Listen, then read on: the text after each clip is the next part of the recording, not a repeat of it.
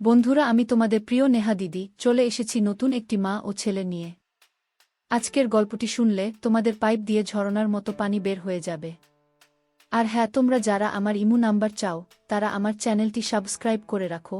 পরবর্তী গল্পে আমি আমার ইমো নাম্বার তোমাদেরকে দিব এবং তোমরা সবাই আমার সাথে ভিডিও কলে কথা বলতে পারবে। তাহলে চলো আজকের গল্পটি শুরু করি।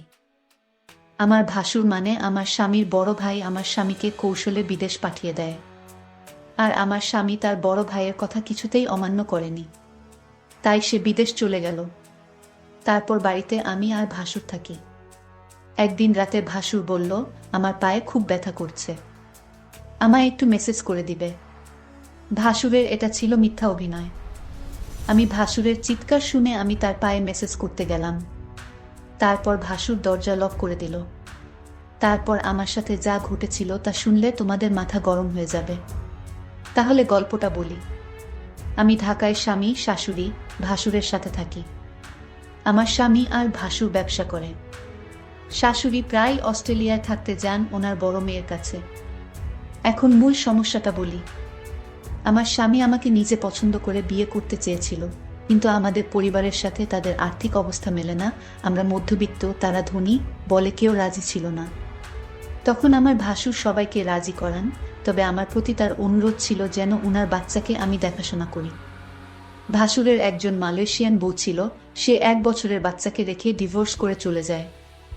বাচ্চাকেটাকে আমি দেখাশোনা করি। বাচ্চাটার বয়স 2 বছর এখন। যাই হোক, মূল ঘটনায় আসি এখন। একদিন দুপুরে বাসায় আমি আর বাচ্চাকে ছিলাম। বাচ্চাকে বিছানায় শুইয়ে আমি বাথরুমে গোসল করতে যাই। বাচ্চাকে যেহেতু রুমে একা, তাই ওকে দেখে রাখার জন্য বাথরুমের দরজা খোলা রাখি। ভাসুর তখন বাইরে আর শাশুড়ি অস্ট্রেলিয়ায়। বরের কাছে বাসার চাবি থাকে। এ সময় দরজায় শব্দ পাই, ভাবি বর এসেছে, কারণ চাবিটা ওর কাছেই ছিল। কিন্তু ভাসুরকে দেখি হঠাৎ আমার রুমে ঢুকে পড়তে। বাচ্চাকে তখন কিছুটা কাঁদা ছিল, তাই মনে হয় বাচ্চার শব্দে এসেছে। এসেই উনি বাথরুমে ঢুকে পড়ে। আমি অবাক হয়ে গেলাম। কেউ না বলে হঠাৎ এভাবে বাথরুমে ঢুকে পড়ে। আমি তাকে কিছুই বলতে পারিনি। ভাসুর তখন বলছিল, সরি, আমি জানি না তুমি বাথরুমে ছিলে। এই দিনের ঘটনার পর থেকেই ভাসুরের চোখে আমি একটা অন্যরকম দৃষ্টি দেখি। দৃষ্টিটা জানি কেমন, আমার মোটেও ভালো লাগে না। মনে হয় উনি আমার দিকে তাকিয়ে অনেক কিছু ভাবছেন। আমাকে উনি নাম ধরে ডাকতেন, কিন্তু এখন ডাকার ধরনটাও কেমন যেন হয়ে গেছে। এই ঘটনার পর থেকে প্রায় প্রতিদিনই দুপুরে উনি বাসায় চলে আসেন, অথচ আগে প্রয়োজন ছাড়া কখনো আসতেন না। এই সময় আমার বর থাকে প্রতিষ্ঠানের অফিসে। অফিসে কাজ না থাকলেও বরকে কোনো একটা কাজে লাগিয়ে উনি বাসায় থাকেন। শুধু বাসায় থাকলে সমস্যা ছিল না, কিন্তু বাচ্চার কাছে থাকার অজুহাতে উনি আমার ঘরেই পড়ে থাকেন আর অদ্ভুতভাবে তাকান। বাচ্চার জন্য আমিও বেশি দূরে সরতে পারি না। বাচ্চাটা কিছুক্ষণ পর পর আমাকে ডাকে। এ অবস্থা প্রায় 2-2.5 মাস ধরে চলছে। হঠাৎ আমার ভাসুর বলল, আমার স্বামীকে বিদেশ পাঠাবে, ভালো একটা বিষয় আছে, তাই বেতনও অনেক ভালো। আর তাই আমার স্বামীও না করেনি। উনি মনে হয় আমার কাছে কিছু একটা চাচ্ছেন, না হলে আমার স্বামীকে বিদেশ পাঠালো কেন? তবে তার চাওয়াটা যে কি সেটা আমি বুঝতে পারছি না। আবার ভাবি আমার ধারণা ভুল, কারণ উনি খুবই ভালো একজন মানুষ, খুব খেয়াল রাখেন আমাদের। তাই দ্বিধাটা রয়েই গেছে। আমি কি করলে উনার সাথে সম্পর্কটা আবার আগের মতো হবে? তাছাড়া আমি উনার মনে কি আছে সেটা কিভাবে বুঝতে পারবো? আমার বরকে কি ঘটনা জানাব, নাকি অপেক্ষা করব আরও? আমি ভাবলাম না, বরকে এখন কিছু জানানোর দরকার নেই। আমি আরও কনফার্ম হয়ে তারপর জানানো উচিত আমি মনে করি। বাসুর আমার দিকে অন্যরকম দৃষ্টিতে চেয়ে থাকত। আমি মাঝে মাঝে বলেই উঠতাম, আপনি এভাবে কি দেখেন আমার দিকে তাকিয়ে? তখন উনি বলতো, আসলে কি বলবো, আমি খুব কষ্টে আছি। আমার কষ্টটা যদি তোমার কাছে বলি তুমি হয়তো কি মনে করো তা আমি জানি না, তবে তুমি আমার বাচ্চাটাকে নিজের মনে করে লালন পালন করছো, এতে আমি অনেক খুশি। সত্যিকার অর্থে তুমি একজন ভালো ঘরের মেয়ে, কারণ এখনকার যুগের মেয়েরা তার নিজের সন্তানের প্রতি এতটা কেয়ার করে না যতটা তুমি আমার বাচ্চাটাকে করছো। আমি তোমার এই ঋণ কোনোদিন শোধ করতে পারবো না। আমার বাচ্চাটা, মায়ের অভাবটা তুমি পূরণ করছো, এর চেয়ে বেশি কি হতে পারে? আসলে বিদেশি মেয়েরা তার সন্তানের প্রতি ভালোবাসা কম থাকে, তবে সবাই সমান না। বাঙালি নারীরা তার সন্তানের দিকে তাকিয়ে সারাটা জীবন কাটিয়ে দিতে পারে। বাঙালি নারীর কোনো তুলনা হয় না। তবে আমার ছোট ভাইয়ের বউ করে তোমাকে আনতে পেরে আমি নিজেকে ধন্য মনে করছি। আমার ভাসুর আমার এইসব প্রশংসা করছিল। আমি তার প্রশংসা শুনে অনেকটা থমকে গেলাম। বাবারে, এত প্রশংসা! যাই হোক, ভাসুরকে একদিন দেখলাম খাওয়া দাওয়া ছেড়ে মনমরা হয়ে ঘরে শুয়ে আছে। এই বাড়িতে ভাসুরকে আমি দেখাশোনা ছাড়া আর কেউ নাই। দেখলাম ভাসুর আজ সারাদিন কিছু খায়নি। আমি ভাসুরকে বললাম, আপনার কি শরীর খারাপ? ভাসুর বলল, আমার মাথায় প্রচণ্ড ব্যথা করছে সকাল থেকে, কি করব বুঝতেছি না। আমি ভাসুরকে বললাম, আমি কি মাথায় একটু মেসেজ করে দিব?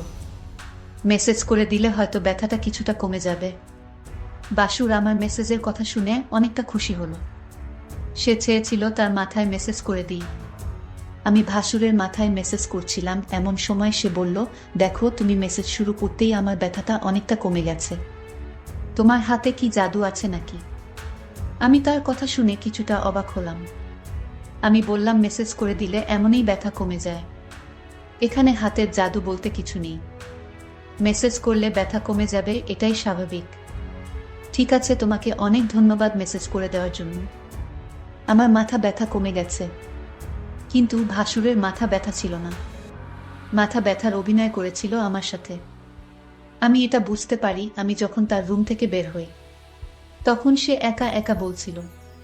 আমি ধীরে ধীরে আমার প্রতি ভালো মন মানসিকতা তৈরি করছি। সেটা আমি বুঝতে পারলাম। ভাসুর কেন আমার সাথে এমন মিথ্যা নাটক করছিল, তার উদ্দেশ্যটা কি ছিল তা আমার জানা খুব জরুরি ছিল। আমি বাড়িতে আছি, ভাসুরের সন্তান আর আমার ভাসুর। এরপর দিন আবার সেই অভিনয় শুরু করলো। সে আস্তে করে চিৎকার করছে আর বলতে লাগলো, আমার মাথাটা ব্যথা করছে, এখন কি করব? আমি তখন ভাসুরকে বললাম, ডাক্তারের কাছে যান, তাহলে সব ঠিক হয়ে যাবে। রোগ নিয়ে ঘরে বসে থাকলে কি আর চলবে, বা রোগ ভালো হবে? ভাসুর আমার কথাটা শুনে দেখলাম তার মুখটা অন্ধকার হয়ে গেল। আসলে কি তার মাথা ব্যথা করছে নাকি এসব অভিনয়? আমি তার হাব ভাব কিছুই বুঝতেছি না। আমি ভাসুরকে বললাম, চলুন আজ আপনাকে ডাক্তারের কাছে নিয়ে যাই। ভাসুর বলল, তুমি একটু মেসেজ করে দিলেই তো মাথা ব্যথা কমে যায়। তাহলে শুধু শুধু কষ্ট করে কেন ডাক্তারের কাছে যাওয়া লাগবে কেন? আমি ভাসুরের কথাটা শুনে কিছুটা অবাক হলাম। সে চায় আমি তার মাথায় মেসেজ করে দেই। আসলে সে কি চায় সেটা আমার জানতে হবে। ভাসুরের এমন অভিনয় আমার কাছে ভালো মনে হচ্ছে না। এর মধ্যে আমার বর আমার কাছে ফোন করলো, আমাকে জিজ্ঞেস করলো, কেমন আছো সালমা? আমি বলেছিলাম, তুমি খুব শীঘ্রই বাড়িতে আসলে অনেক ভালো হতো। এতদিন বিদেশ থাকার দরকার নাই। তুমি যত দ্রুত সম্ভব চলে আসো। আমার স্ত্রীর এমন কথা শুনে আমি কিছুটা থমকে যাই। আমার স্ত্রী তো কোনোদিন এমন কথা বলেনি। আজ সে এমনভাবে বলছে আমি যেন আজই দেশে চলে আসি। আমি সালমাকে জিজ্ঞেস করলাম, তোমার কোনো অসুবিধা হচ্ছে সালমা? সালমা বলল, না, তেমন কোনো সমস্যা হচ্ছে না। বড় ভাইজান তোমার খোঁজ খবর রাখে তো? আমি বললাম, ভালোই খোঁজ খবর রাখে। ঠিক আছে, এখন রাখি, পরে কথা হবে। ভাসুর আড়ালে থেকে আমার সমস্ত কথাগুলো শুনছিল। কথা শেষ হতেই ভাসুর চলে গেল তার রুমে। রাত হলো, ভাসুর আমায় ডাকছে, বলছে, সালমা, আজ আমার পায়ে অনেক ব্যথা করছে, বুঝলাম না আমার কি হয়েছে। দিন দিন রোগ বেড়ে চলেছে। তুমি কিছু মনে না করলে আমার পায়ে একটু মেসেজ করে দাও। সে ব্যথায় চিৎকার করছে আর বলছে আমার পায়ে অনেক ব্যথা করছে। আমি ভাসুরের চিৎকার শুনে তার পায়ে মেসেজ করতে শুরু করলাম। ভাসুর তখন ঘুমিয়ে পড়ল। ভাসুর ঘুমিয়ে রইল আর আমি তার পায়ে মালিশ করে দিচ্ছিলাম। কিন্তু ওইদিকে বাচ্চাটা কাঁদছিল। আমি ভাসুরকে বললাম, আপনি ঘুমিয়ে পড়েছেন, বাচ্চাটা কাঁদছে, আমি চলে যাই। তখন ভাসুর বলল, ঠিক আছে, বাচ্চাটাকে ঘুম পাড়িয়ে আবার এসো। ভাসুর আমার সাথে এমন করছে মনে হচ্ছে আমি এ বাড়ির চাকরানী। সারাক্ষণ তার সেবযত্ন আমার করতে হয়। আমি তো এই পরিবারের সমস্ত কাজ করতে করতে আমি অনেক ক্লান্ত। কিন্তু আমার কষ্ট কি আর কেউ বুঝে? পরের দিন আমি বলেছিলাম ভাসুরকে, আপনার মাথায় ব্যথা, পায়ে ব্যথা, আজ চলুন আপনার চিকিৎসা করাবো। আজ আমি আপনাকে ডাক্তারের কাছে নিয়ে যাব। আপনি না যেতে চাইলে আপনাকে জোর করে নিয়ে যাব। ভাসুর মনে হচ্ছে গলা শুকিয়ে গেল। কারণ ডাক্তারের কাছে গেলে হয়তো সত্যটা পাশ হয়ে যাবে, তার কোনো রোগ ধরা পড়বে না। তখন হয়তো আমার চোখে সে দোষী হয়ে যাবে। এটা ভেবেই ভাসুর ডাক্তারের কাছে যেতে চাইতো না। আমি সেটা ভালো করে বুঝতে পারতাম। আর তাই ভাসুরকে আজ আমি বললাম, আপনি যদি আজ ডাক্তারের কাছে না যান তাহলে আপনি এই বাড়িতে একা একা থাকতে হবে। আমি চলে যাব এই বাড়ি থেকে, আমার স্বামী ফিরে আসলে আবার এই বাড়িতে ফিরবো তার আগে না। ভাসুর আমার কথা শুনে থমকে গেল। তাহলে সালমা আমার মনের কথা কি বুঝে গেল নাকি? আমি বললাম, ঠিক আছে সালমা, চলো, আজ আমি ডাক্তারের কাছে যাব। তুমি যখন চাইছো, আমি কি আর না করতে পারি? এখানে তো আমার কোনো উপকার হবে না। আপনার রোগ ভালো হবে, আপনার ভালোর জন্যই তো ডাক্তারের কাছে নিয়ে যাওয়া। ভাসুরের মতলব ভালো ছিল না, এটা আমি সিউর হলাম তার কথায়। যাই হোক, ডাক্তারের কাছে গেলাম। ডাক্তার তার সমস্ত শরীর পরীক্ষা করলো, পরীক্ষার রিপোর্টের জন্য অপেক্ষা করতে লাগলাম। ভাসুর আজ অবশ্যই আমার কাছে ধরা পড়বে। ভাসুরের মুখখান দেখলাম শুকিয়ে গেছে। প্রায় 4 ঘন্টা পর রিপোর্ট আসলো। ডাক্তার রিপোর্ট দেখে বলল, আপনার কোনো সমস্যা নাই, আপনি তো ভালো আছেন, আপনার সমস্ত রিপোর্ট ভালো। ডাক্তারের কথা শুনে ভাসুর অনেকটা লজ্জিত হলো। আমি ভাসুরকে নিয়ে বাড়িতে ফিরলাম। আমি ভাসুরকে জিজ্ঞেস করলাম, আপনার কোনো রোগ নেই, আপনি রোগের ভান করে কেন আমাকে কষ্ট দিলেন? আপনার উদ্দেশ্যটা কি বলবেন? ভাসুর বলল, আরে অনেক সময় রিপোর্টে সমস্যা ধরা পড়ে না, কিন্তু সালামা বিশ্বাস করো আমার সত্যি পায়ে এবং মাথা ব্যথা করছিল। পরের দিন রাতে ভাসুর আবার চিৎকার শুরু করলো, বলতে লাগলো, ব্যথায় মরে গেলাম, আমার খুব পায়ে ব্যথা করছে, শুনছো সালমা, তুমি আমার পায়ে একটু মেসেজ করে দাও। আমি তার চিৎকার শুনে কি আর করবে, মেসেজ করতে গেলাম, তার পায়ে মেসেজ করে দিলাম। ভাসুর তখন ঘুমের ভান করে শুয়েছিল। সালমা তার পায়ে মেসেজ করে দিচ্ছিল। ভাসুর বলল, ঠিক আছে, আমার ব্যথা একদম নিরাময় হয়ে গেছে, এখন তুমি যাও, ঘরে গিয়ে ঘুমিয়ে পড়ো। কিন্তু সালমা দেখি আমার কথা কিছুই শুনেছে না। সে আমার পায়ে ধরেই ঘুমিয়ে গেছে। মনে হচ্ছে সে অনেক ক্লান্ত হয়ে গেছে। আমি বিছানা থেকে উঠে বললাম, তুমি এখানে কিভাবে এলে আর আমার রুমে কেন? এখানে তুমি কি করছো? ভাসুরের এসব কথা শুনে আমার মনে হলো, বাহ, আপনি তো ভালোই বলছেন। ভাসুর বলল, যাও তোমার রুমে গিয়ে ঘুমাও। ভাসুরের আজকে বিষয়টা আমি কিছুই বুঝতে পারছিলাম না। রাত শেষে সকাল যখন এলো, একজন লোক ডাকতে লাগলো, সালমা ম্যাডাম বাড়িতে আছেন? আমি বললাম, আমি সালমা, বলুন কি বলবেন। লোকটি আমার হাতে একটি কাগজ দিয়ে বলল, এটা আপনার স্বামী বাহির থেকে পাঠিয়েছে। আমি কামটা খুলে যা দেখলাম তা দেখে আমার মনে হচ্ছিল আকাশে বুঝি আমার মাথায় ভেঙে পড়ল। এটা ছিল ডিভোর্স লেটার। আমার স্বামী আমাকে বিদেশ থেকে ডিভোর্স দিয়ে দিয়েছে। আমার তো কোনো অপরাধ ছিল না, তাহলে কেন সে আমাকে ডিভোর্স দিল? আমি তো কিছুই বুঝতেছি না। আমি অনেকটা ভেঙে পড়তে লাগলাম, আমার মাথায় কোনো কাজ করছিল না। আমি এটা মেনে নিতে পারছি না, কোনো কারণ ছাড়াই আমাকে ডিভোর্স দিল আমার স্বামী, এটা আমি কিভাবে মেনে নিব?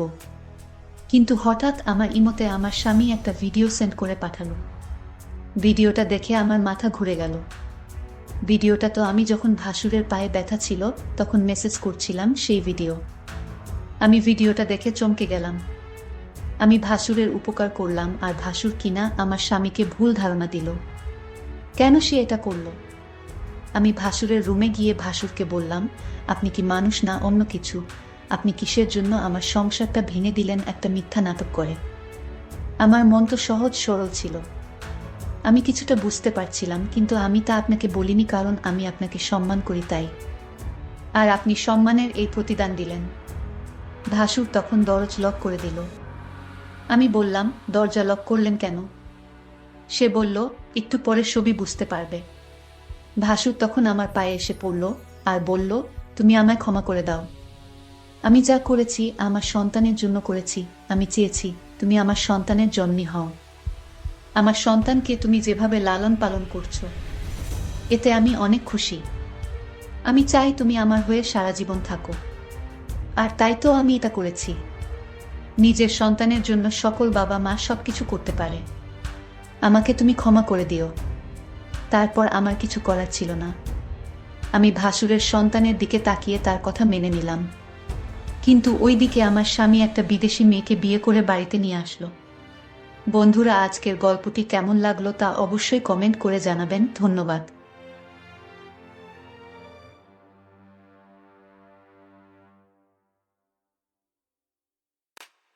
বন্ধুরা, তোমরা যারা আমার ইমো নাম্বার চাও তারা আমার চ্যানেলটি সাবস্ক্রাইব করো, কেননা পরবর্তী গল্পে আমি আমার ইমো নাম্বারটি তোমাদেরকে দিব। যারা আমার চ্যানেলটিকে সাবস্ক্রাইব করবে, আমি শুধুমাত্র তাদের সাথে ভিডিও কলে কথা বলবো।